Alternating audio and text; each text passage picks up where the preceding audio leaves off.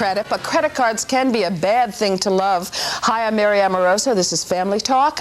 Half the households in America report having difficulty making minimum monthly payments on their credit cards. We Americans paid out $65 billion in interest last year alone.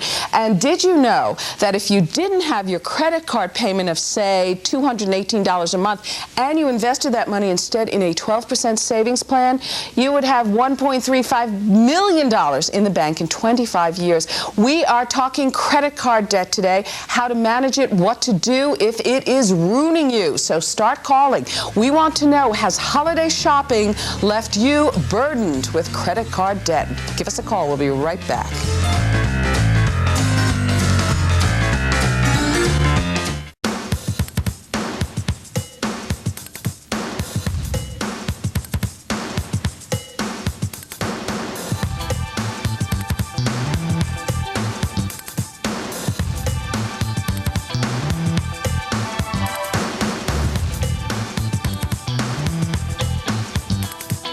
As you can see, we are talking credit cards. You were taking a look at some of those numbers, I hope. Average credit card balance, $7,000 with an 18.9% interest rate. It sounds like a ripoff to me, but I have credit cards too.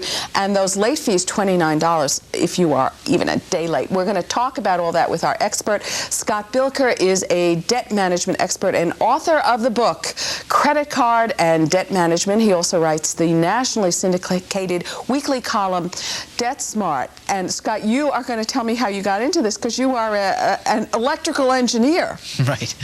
Well, man is moved by inspiration or desperation. Yeah, right. And in my last year of college, I had to turn to my credit cards to finish out the year, to buy books, to pay for tuition, to buy gas, just to get through that last year. And it was so expensive, and I didn't really have any experience with credit cards at the time. But I definitely needed the money because it's an important investment, finishing your college education. Absolutely. So when I started to get credit cards, I just could not afford to pay those outrageous high rates and fees. So over the years, I took notes and I paid a lot of attention to how to get the best deals. And my friends and family have asked me about it. So I put all my notes together into a book very concisely to tell people what the best plan there is to get out of debt and how to figure out really how much their debt is costing them, and structure a plan to know how long they're going to be in debt for, because how can you really determine what you can buy next on credit when you don't know how bad it is right now? Okay. My husband has a credit card. He uses a personal credit card, a Citibank MasterCard. And I can't keep up with it. You know, he just uses it instead of cash. He uses it at the Boston Market, if he goes to the drugstore. Should people be using credit cards that way? Well, it really depends on the person, too. I mean, if someone has a spending problem, then that's more of like a Debtors Anonymous situation. Yeah, well, I don't know if I call it a, well, an addiction, but he uses it instead of cash. Right. Do you sort of, in your line of thinking, have standards for what you pay cash for, pay checks for, use a credit card for, finance with a loan? I have no standard really, because it's best to use all your financial options, the best one you have currently. I would use my credit card for everything. I'd rather use my credit cards than carry cash, because if you lose your wallet and you lose your cash, it's gone. If I lose my credit card, well, Citibank's losing their cash, because I'll call them and tell them, the card's been lost, I'm telling you it's lost, you better stop them from using it because they're going to steal your money. Now, with your credit cards, first of all, tell me how many credit cards you and your wife have, because my producer told me. I can't believe this. Go ahead. Yes. 80 credit cards. Why, oh, why do you have 80 credit cards? Madman. Well, first of all, early on I started to get a few. I had like 10 or 15 early on. And then my friends told me, well, you have so many credit cards, you won't be able to get any more. I said, I don't think so. I bet if I just keep applying, I'll get them. So I kept applying, and they just kept coming. Also, I want to stay in touch with the whole credit card topic. Yeah. Who wants to listen to someone talk about calling banks and managing their debt when they haven't had debt for 10 years? Right. You know, they're preaching about having no credit card debt, and they never saw a credit card. They don't know what it's like. Plus, I'm kind of out for revenge here. Are you? Early on, I got charged high rates. Yeah. Now, I demand the best rates all the time, and if my banks make me mad, I'll fire them and use another credit card. Okay, but tell me how you do this, because I've seen these offerings. I've never taken them. We have credit cards we've had for years, and we pay an enormous amount on them. But they do have these offerings, the banks, for whatever, 8.9% introductory rate or less. How do you use that? Well, it's very important to make sure that if you take advantage of an offer like that, say you do, you use that offer if you have rates that are higher than that. If you have like an 18.9% rate, like you pointed out, which is an average rate, Yeah. that's going to be very expensive. And your first thing you should do to get out of debt is start to lower those rates. You have to take a serious look at those offers. Some are good, some aren't so good. And that's something I really focus on in my book a lot, how to figure out if it's a good offer. And let me give you an example. Say you got an offer for 0%, absolutely no interest, which I've gotten some real ones. However, there's a 3% fee. A transfer fee. Right. Now, if you pay a 3% fee on a 6-month offer, that's like paying 6% for the year, annualized. Which still isn't bad. Still not bad. Okay. But it's not really a 0% offer. It's Right. really a 6% offer. Okay. And same thing if it was like 5.9 with a 3% fee, now it's 11.9. So you might have, say, a 7.9 offer and thinking you're going to use this new offer and get a better deal, when really it could cost you more in the end. Now, with these transfer offers, they're usually limited, right, to what you've transferred. Do you have any credit? Do you have a credit card with a 7% interest rate for everything? I have ones that are fixed 8.9 and forever. Really? And some 9.9s forever. Uh-huh. And I brought with me some mail right here. Okay, These are... you get them all, right. These are credit offers on my current banks. Just last week, by the way. It's 9.5 for life. Okay. Prime, 9.5, 9.5. And these are banks where you already have credit cards? Right. They send me these are actual offers on my current lines, 5.9. And some of them are very good, but they're still too high, 5.9. I have offers 0% for the last 2 years. And I've actually just left my balance there because, first of all, I want to see if they're really 0% for life? No, not for life. For the It's been 2 years. limited, okay. It was 2 cards, really, 10 months each. Okay. And then another one, which is purchases until March. And I have a balance on that. I've got like $12,000 on these 0% cards. But I have the money, but I just left it in a money market account earning 6%. Right. Because I want to see if I'm really going to get charged 0%. When you take advantage of these offers that are good, you have to make sure when you get your bill that it really says that at the bottom. Because sometimes I've, say, taken advantage of a 2.9% offer, and I get my statement, and it says 17.5 down there. Then I have to call them and remind them, hey, it was 2.9%. And they're responsive to that? Yeah, they say, well, no, it's not. And I say, I'm holding a letter signed by the CEO of your bank right here. And then they say, fax it to us. So it's very important that you track all that information. Right, hold on to that. Oh, yeah. Yeah, you must have voluminous files. We have a caller on the line. Jane, how are you? Okay. You don't sound that okay. Talk to me about your credit cards. No, I just wanted to ask what's the best way, to get them resolved if you have a lot of them. Okay, so you've got, how many credit cards do you have? Like about 7 or 8. And what kind of debt are you carrying? Probably like close to $6,000. Okay, and you want to bring down that number quickly? Okay. Well, Jane, the first thing you should do is look at the interest rates on all those cards. What's your best interest rate? 22. That's very high. Since you have so many cards, do you have any open credit on any of those cards, or are they all maxed out? Yeah. They're all maxed out? Yeah. All right, well, because you're paying such high rates, you're going to really need to get another line of credit at a lower rate. Or try this. Call one of them. I'm sure you get credit offers in the mail. Do you get credit offers in the mail every day? Great. Call one of your banks that's high, that has a high interest rate, and tell them, look, I've got this offer in the mail right here, 5.9% for 6 months. Why should I stay with you?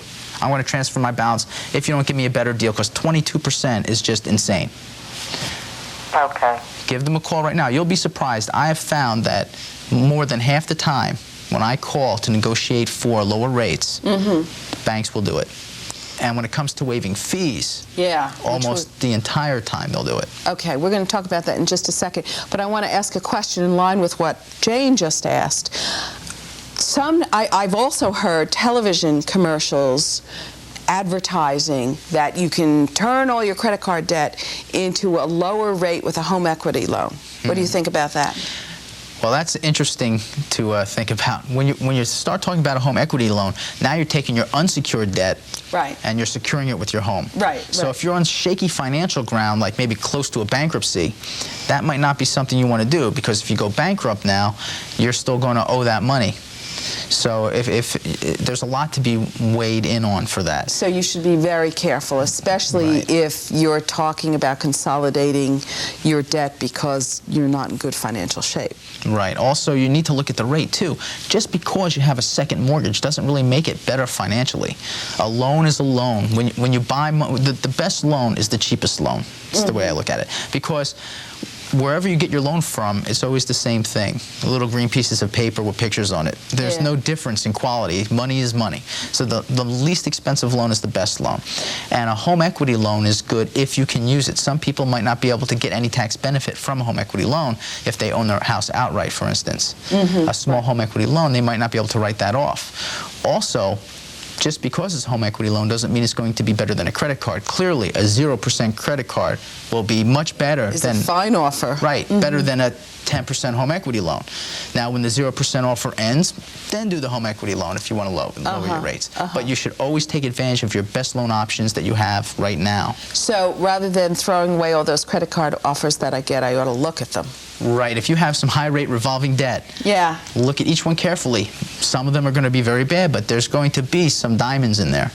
Diamonds in the rough. Yes, there will be. Okay, we're going to go to break. And viewers, we want to ask you as we go to break, are you worried that you are paying too high an interest rate on your credit cards? Give us a call. We'll be right back.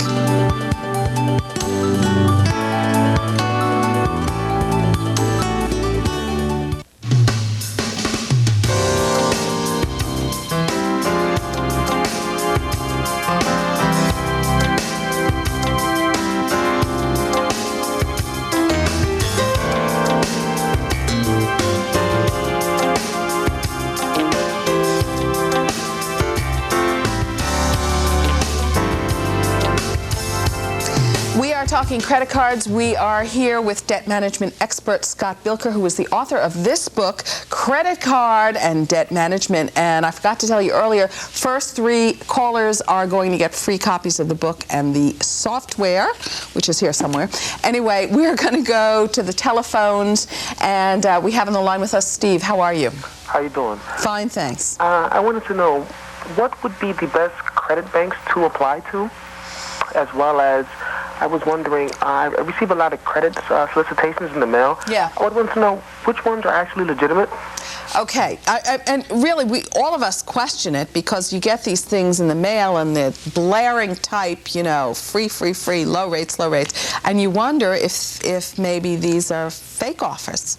Are there fake offers out there? Yes, there's definitely fake offers. And Steve, if you want to apply for a good card, you can go online. There's many sites that have legitimate cards. If you go to my site at www.debtsmart.com, I have an article about refinancing your debts, and I list some there. Or you can go to bankrate.com to find some really good offers from some good banks who have good deals. But as far as what comes in the mail, you shouldn't pay for a credit line before you get it. That's one mistake people make, and it's illegal, really.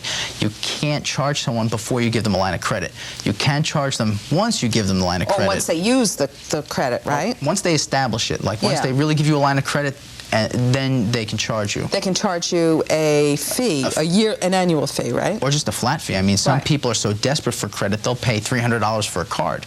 Of course, that's really not a good thing to do, because if they take that same $300 and go down to their bank that they've done business with, they can deposit that money and get a secured card, a credit card they can use that's secured by that deposit. This is for people who do not have credit or who have prior bad credit. You can start out again with a secured card. Right. Okay. And it's important really to have credit. You really need to have good credit nowadays. Everyone looks at your credit. Your employer looks at your credit. You need a credit card to rent a car. You need a credit card to get a hotel room. Right. And if you work for the federal government, you need to have a clean credit report, or you can't get your clearance and you could lose your job. And before we go back to the phones, one thing we were talking about during break, my 18-year-old son just got another credit card solicitation in the mail, and of course, like the protective mother that I am, I get furious serious because I really don't want him to have a credit card. However, you have a different point of view on that, don't you? Right, yeah, he does need to establish his credit. If he gets his credit card and he charges something, pays it back, keeps it in his wallet for an emergency, that's fine. If he's, it'll actually help him build the skills to manage his finances. You know, in high school, we just didn't learn this stuff. Yeah, right. It was a little far out. I had a class in home economics, and you talk about money and making a budget, but when you don't have money and you don't have bills, it doesn't sink in. Right. And by the time you have those bills and the debt, it's too late. Yeah, that's when you're having learning experience. So don't immediately turn a deaf ear to credit card offers for your young adults. We're going to go next to Joe. We have Joe on the line. How are you? Hi, how are you? Okay, you got a question about credit? How's your credit? My credit's fine, but everything he was saying is absolutely so true, because I'm going to use this word ex. My ex-wife had 46 credit cards. 46? 46 credit cards. Oh, my lordy. And because of the word ex, it cost me the marriage and a beautiful house. So I know exactly what he's saying. I have the 2.9s, I have the 5.9s, and I have two of them that are fixed, 9.9 forever. So anybody that's got, like my ex did, 19, 20, 21% excess amount of cards, please get rid of them. Now, I got to ask you a question. Did you know that she had all these cards and what her balances were? I didn't. I never touched the bills. I never looked. All of a sudden, one day, I found 26. And then I found another 20. I said, oh, my God. Oh, dear. So that gets very costly. Yeah. I want to ask you a question, Scott, on that note. Can you get a credit card, or I should say a credit evaluation on a spouse from whom you're separating, if you don't know what the bills are? That's a really good question. No one's ever asked me that before. But you know, nowadays I'm sure you can get a credit report on anyone if you pay for it. Right. Yeah. But when it comes to, you know, ex-wives and credit and when marriages break up, how those accounts are titled, who owns them, is going to determine who's responsible. So, Joe, you might have some trouble. You know, if she goes bankrupt, it might appear on your credit report, and you're going to have to make sure that... Apparently, he's lost the house already, so... Right. Yeah. It's tough. It's tough. We do have to know what our significant others are doing in terms of credits. We are going to go next to Peter. How are you? Good. How are you today? Okay. Okay, my question is there a formula for figuring out at what point you should consider bankruptcy versus trying to get out of debt? Oh, okay. Good question, tough question, painful question. Yeah, Peter, that is a painful question, and I've actually looked at that, and the way I would look at it is, if you're going to go bankrupt, you want to go out with as much debt as possible, because it makes no sense to go bankrupt owing $1,000. Because once you go bankrupt, it's going to be 7 years before before you could do something like that again, and it's going to be in your credit report for 10 years. So if you can get out of your debt situation and pay it back, that's great. But if you're so overwhelmed, if you can't make your minimum payments on your credit cards, if all your rates are 23%, if you've lost your job and you owe like $25,000, $30,000 worth of debt, I would say that's definitely time to consider bankruptcy. Well, we should point out that there are many credit counseling services that are nonprofits, and it's probably a wise idea if you feel that you are in that delicate and difficult state to go there, right? Yeah, well, there are credit counseling agencies like you point out, but personally I consider them voluntary collection agencies. Oh, really? That they're helping to structure the debt for the loans. Well, they're also funded by the very people they're helping you pay back. Banks fund them. Yeah. They get a percentage of what they help collect.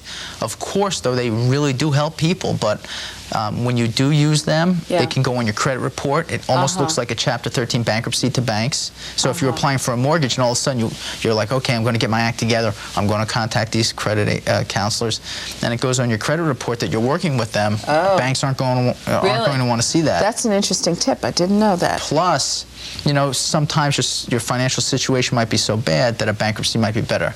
But of course, plenty of them are good. You need to really explore all your options. There's so many options. When it comes to credit cards, people just feel like they're at the mercy of the banks, they're at the mercy of the system, but it's just not true. We have the ultimate power, certainly with these banks. Right. You can call your bank if you have some debt and say, look, if I file Chapter 7, you get nothing. If you want to work with me, you'll get something. What do you want to do? Talk to me. Okay. Okay, you got a bargain. Right. We're going to go back to the phones. We have Frank on the line. How are you? Yes, how you doing? Fine, thanks. Yeah, What's your my question is, I had 16 credit cards, and I got them down to 3. Okay. I got Discover, I got Children's Place, and I got Master. Okay, now I was told because my sister brought her home in Delaware, and what happened, she had so many credit cards, when she went to get her home, she had open line of credit, they wouldn't give it to her. I wanted to know, my credit, I took all my cards and consolidated to 7,000. I would like him to tell me how to get my my balance down, the lowest rate.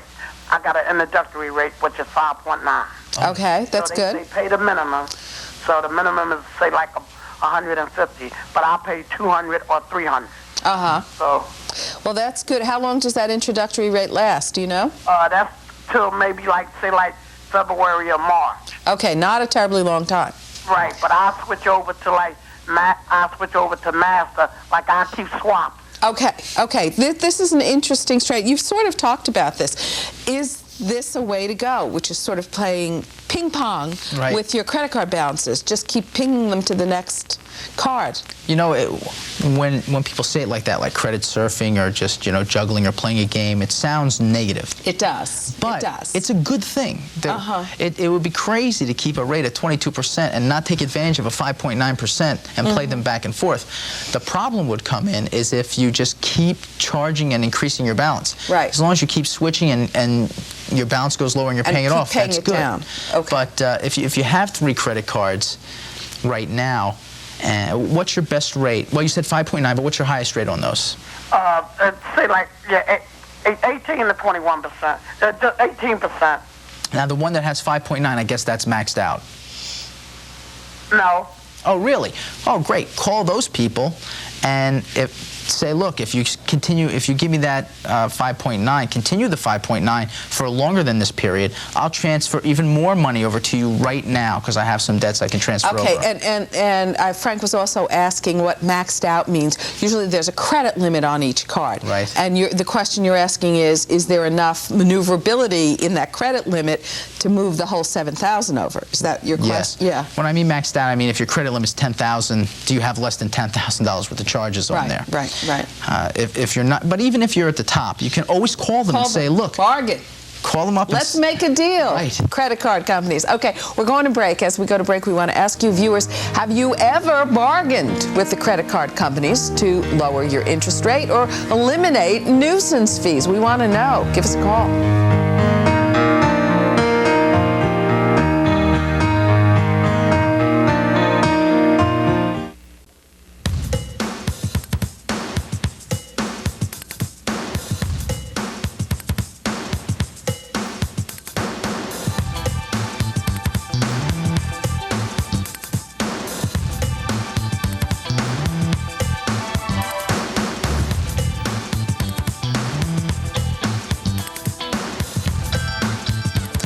We are talking about credit card debt. Our guest expert is debt management expert Scott Bilker, and we want to remind you, you can sign up for a free subscription to DebtSmart magazine at Scott Bilker's website, which is www.debtsmart.com.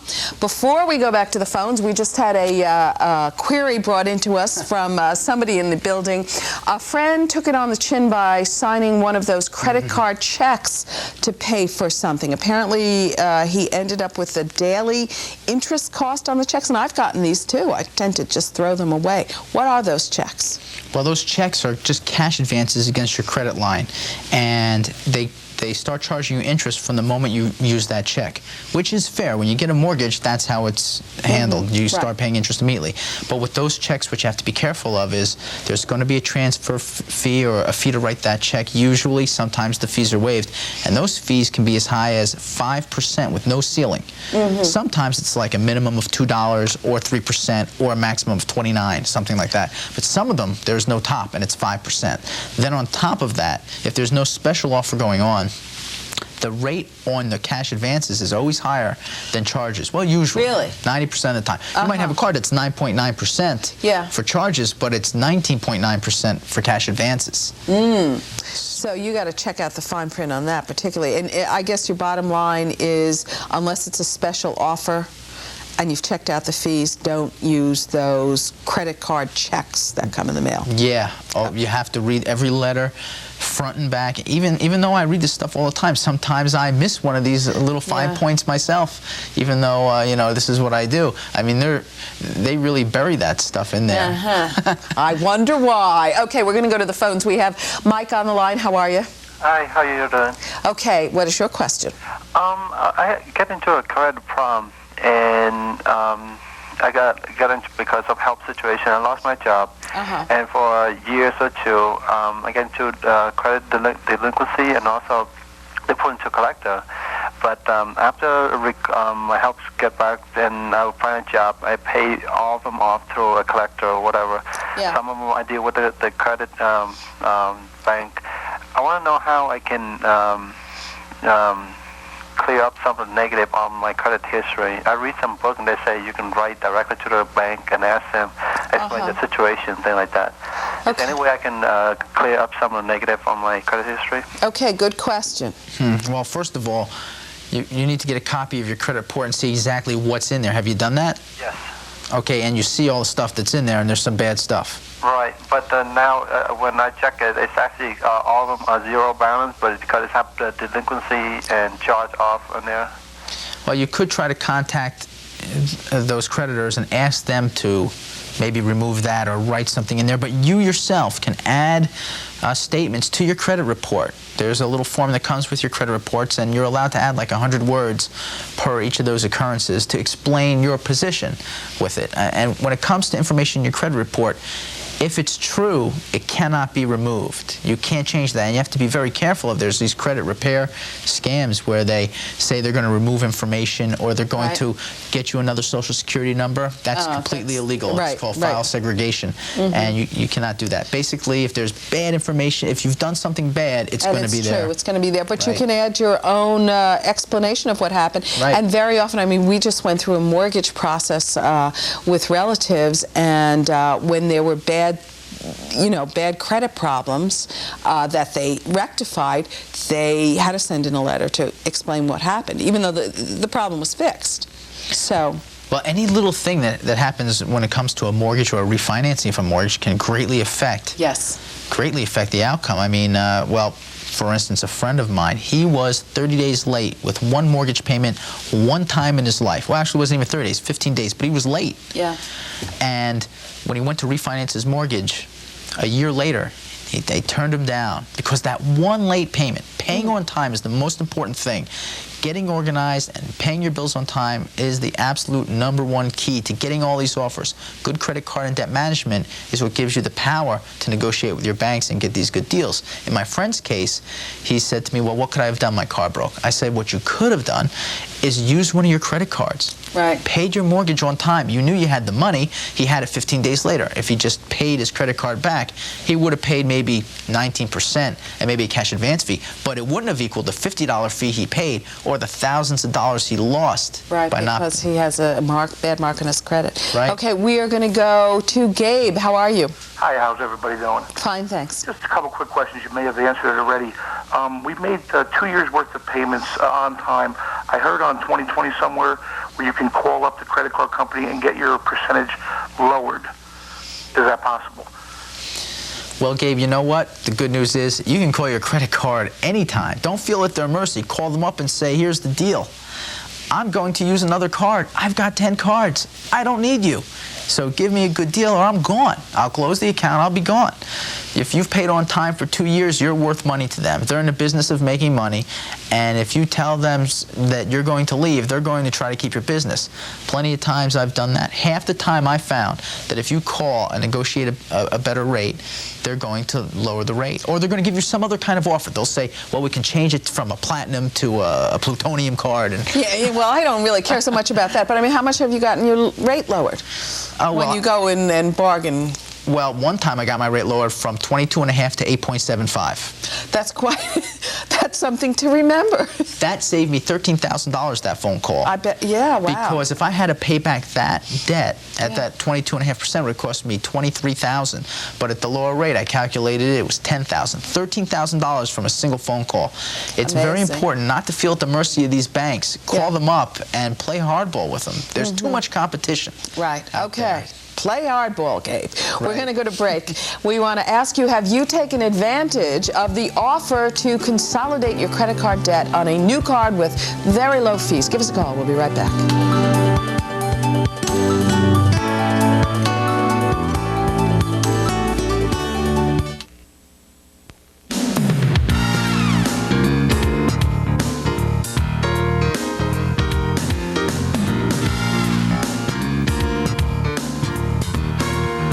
Our topic is credit card debt, big bad credit card debt, and how to deal with it. Our expert is debt management expert Scott Bilker, author of Credit Card and Debt Management, the book. And we're going to go right to the phones. We have Quazo on the line. How are you? You there? Hello? Okay, we'll go to our next caller. Jennifer, how are you? Oh, good. How are you? Fine, thanks. I'm calling to find out, I basically have switched balances from credit card to credit card, as you were talking about earlier. Yeah. But I'm calling to see how smart it is, or if it's not, to use a home equity loan to manage credit card debt and other debts, actually, not just credit cards. Okay, and other debts being like doctor bills? Student loans, and just another personal loan. Okay. So we have a total of about 4, I guess. And what's your total debt that you want to consolidate? I would say it would be about 40,000. 40,000. Yeah. Okay, which combining all those. Significant. Okay. Thoughts, Scott? Well, Jennifer, first of all, what's your best rates on all those debts? Well, actually, they're not too bad. Our student loans are only 9.9. Our personal loan, I believe, is 9.9 also. Well, and my credit card right now, I think, is 6.9. I had transferred it back to another one I had, and I got, a 3 months 6.9 rate, and then it goes back to 9.9, I think, which is a fixed rate. Now, have you looked into home mortgages? What kind of rates were you quoted for that? We haven't looked into it yet. That's why I was just curious as to whether... It really sounds like you have everything together right now, Jennifer. I mean, if you want to consolidate everything into a home equity loan, my thought would be are you going to do better? Will it cost less if you have a home equity loan? Realize that once you do a home equity loan, now you're going to put your house at risk for some of those unsecured debts. Your credit card debts right now, if for some reason you had trouble, well, too bad on the credit cards. I mean, that's not a real good philosophy, but it's just the truth. I mean, you have to look out for yourself. But it sounds like you have everything together. So the main reason why people want to consolidate all their debts is to make the payments easier, so you only have to make one payment. So it sounds like you have everything under control. So it may be an option, but right now, I think your rates sound very good. I think your a second mortgage might be 8.5%, 9%, and even when you take your taxes into consideration, that might only bring it down to 7%. So it's going to be close. And also, you have to be careful of closing fees on those second mortgages, because that's really going to increase the cost of that loan tremendously. So you have to weigh that also. Okay. Okay, Jennifer, best of luck. We are going to go next to Sonia. How are you? Hello, how are you? Okay, what's your credit card situation? Okay, I'm trying to cancel some credit cards because I'm not using them anymore. They're dormant. What I like to find out is how do I cancel them and get them off my credit report, and how long does the credit card companies have to take their name off my credit report? Okay, good questions. Well, Sonia, if you want to cancel your credit cards, you can just call them up and tell them that you don't want to deal with them anymore. Now, they very well may offer you a great deal, a deal so good that you will want to keep them. They might offer you 2.9% for a year. Who knows? But call them up and cancel them anyway, just also out of curiosity. Then you want to make sure that when you do cancel it, they send you a letter in writing saying that the account has been closed. And then you may even want to check your credit report later on to make sure it's been closed. Now, if you've been denied credit, and if your credit report, if you've ever applied for credit and been turned down, it's the law that you are allowed to get a copy of the credit report from the company that gave that bank the information. So it's always a good opportunity to check out your credit report. once the accounts are closed, you want to see that it has actually been done. But it's still going to be in your credit report that you had that account. Okay. And in line with the question that Sonia just raised, and a question raised earlier by Frank, if you have a lot of credit cards, most of them being dormant, in other words, you don't use them, you don't have balances on them, you may or may not carry them around in your purse or your wallet, does that impact your mortgageability? Does a mortgage company look at you and say, gee, you know, you could run up debts of $70,000 with these 10 credit cards, and therefore we don't think you're a good bet? That certainly is the case. If you have a lot of credit cards and you're trying to buy your house, this is the exception where a lot of credit cards is bad, just even if you have no balance. It's true. However, when I bought my house, I had 24 credit cards, $30,000 in debt at the time. People told me, you're never going to get a mortgage. First time through, I got approved. No problem. Really? Yes. Maybe they were afraid of you, Scott. You know, so yes, I mean, in general, if you may have to close accounts. The mortgage company wants a profit. They want to make money. So they'll say, look, close some of these credit cards. They'll tell you what to do. If they need that to go for an approval for you, they'll tell you what to do. Okay, we're going to go to the phones again. We have Richard on the line. How are you? Very good, thank you. Okay, your question. Yeah, I don't owe any money on my credit cards, but what I was wondering, I owe money on my car at like 6%. It makes sense to pay that off and just keep moving it around in credit cards at the low introductory rates. Oh, and how much do you owe on your car? Like $10,000. $10,000. Should he take his money out of the car loan and put it in credit cards? Well, what's your rate on that car loan, Richard? Like 6%. That's a pretty good rate. I don't know if you're going to really do too much better on your credit cards. A 6% loan is pretty good. I mean, there are other advantages to having a car loan on a credit card, one of which is that you can pay less money per month. Of course, you'll have more debt later on, but if you're running short of cash, it's okay to, you know, pay a lower amount, which you don't have that option on a fixed payment with a car loan. Also, another advantage is that no one can repossess your car if you have trouble, if you own it outright. Right. So I think at 6%, that's a great car loan. That's certainly under the average for a car loan. I would keep the car loan. Thank you. Okay, Richard, best of luck with the car and the loan. We're going to go to break. As we go to break, we want to ask you, what have you done to improve your bad credit rating? Give us a call. We'll be right back.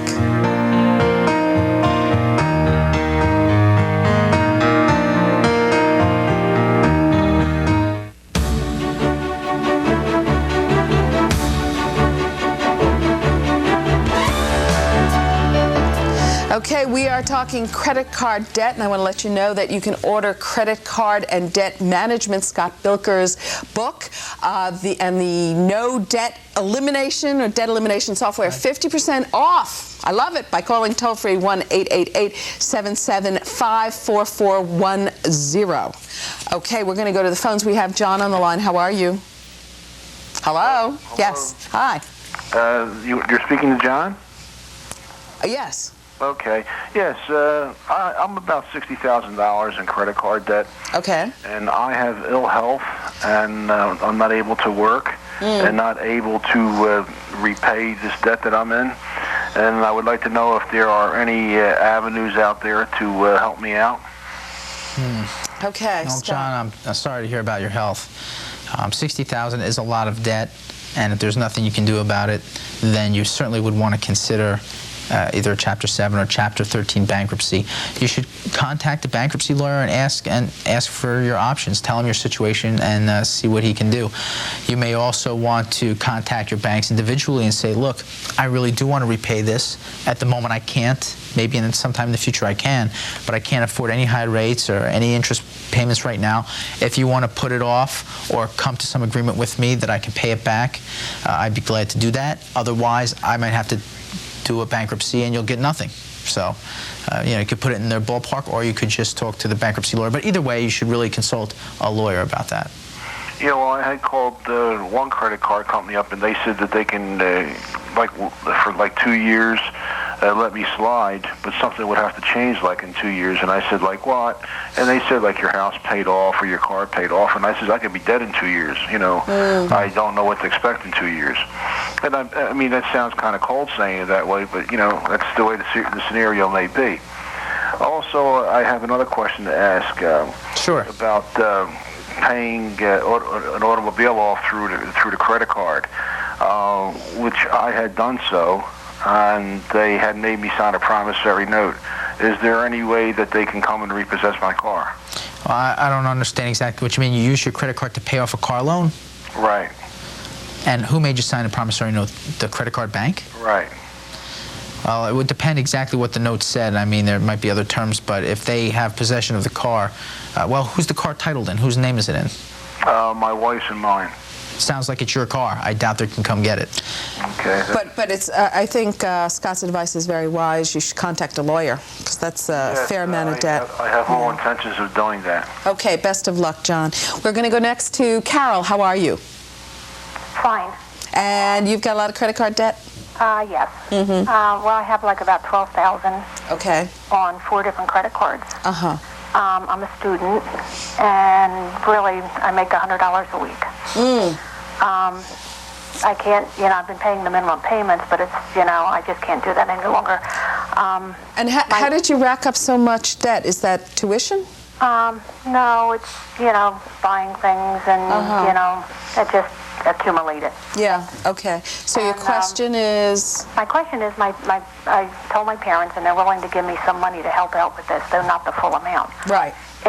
Is there a way of negotiating with the companies to make it less if I pay off the full amount at once? And if they do accept a lower amount, is it then held against your credit if they take a smaller amount as payment in full? Okay, that's a good question. If she's able to manage a settlement at a lower amount, does that end up on the credit report? It may or may not. I mean, it might be part of the settlement that they write it on there, but I really would doubt it. I mean, just make it part of the deal that, look, you'll get paid in full at this rate or a little less, but I don't want it to be in my credit report, and I'm sure you can work that out.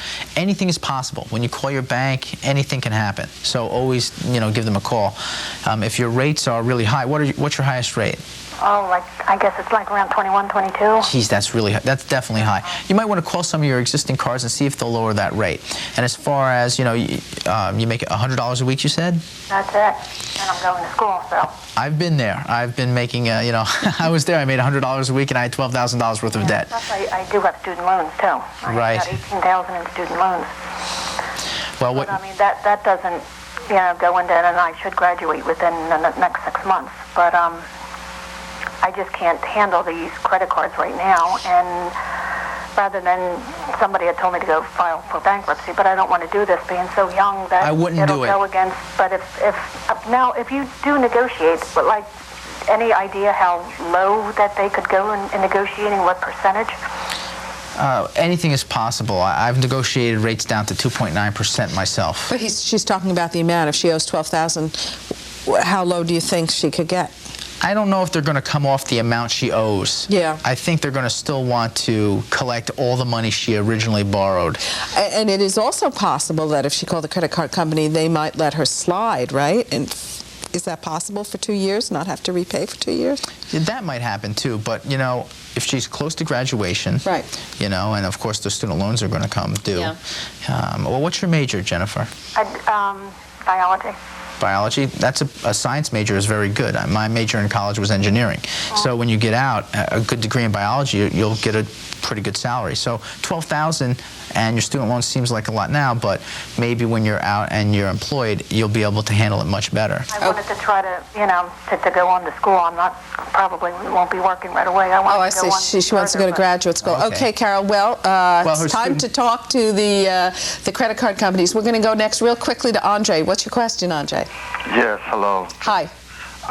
My question was that I was offered a promotional for a credit card with a credit company in order to establish credit. Yeah. They told me at the time it was a 2.9 interest for 3 months. Mm-hmm. After the 3 months, it was supposed to go to 15.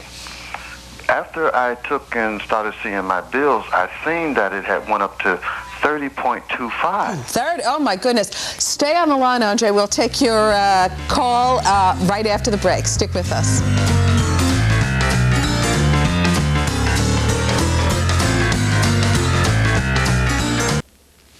Okay, Okay, we want to get the administrative stuff out of the way. If you are interested in the Debt Smart magazine, go to the website www.debtsmart.com. If you would like to order the book and the software, the phone number is 1-888-775-4410. We want to finish up with Andre's question. Low introductory rate, and then it jumped after 3 months. It was supposed to go to 15. He says it went to 30. What does he do? Well, I hope he has the original letter they sent him. That's the most important thing. I always keep that stuff. You really have to get organized. Have a filing cabinet. You got to have a file of credit cards you applied for.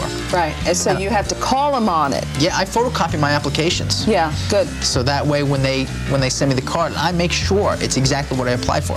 When I take advantage of, say, these offers, I have that letter with you and call the credit card company. Thank you.